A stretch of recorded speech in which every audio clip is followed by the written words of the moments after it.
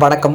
அரியலூர் ஒப்பந்த துப்புரவு பணியாளர்களை பணி நிறுத்தம் செய்ய வேண்டும் என வலியுறுத்தி ஏஐடியுசி சார்பில் ஆர்ப்பாட்டம் நடைபெற்றது. இனி விரிவான செய்திகள். அரியலூர் நகராட்சி அலுவலகம் முன்பு ஏஐடியுசி சார்பில் ஆர்ப்பாட்டம் நடைபெற்றது.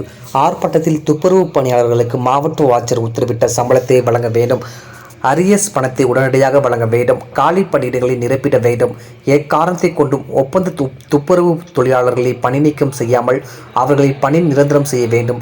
பருவமழை தொடங்க உள்ள நிலை, துப்புரவு பணியாளர் அவர்களுக்கான பாதுகாப்பு உபகரணங்களை உடனடியாக வழங்க வேண்டும் என்பது உள்ளிட்ட கோரிக்கைகளை வலியுறுத்தி ஆர்ப்பாட்டம் நடைபெற்றது. ஆர்ப்பாட்டத்தில் துப்புரவு பணியாளர்கள், ஏஐடியுசி தொழிற்சங்க நிர்வாகிகள் பலர் கலந்து கொண்டனர். டிஎன் செய்திகளுக்காக அரியலூர் மாவட்ட செய்தியாளர் எஸ்பி ரவிச்சந்திரன்.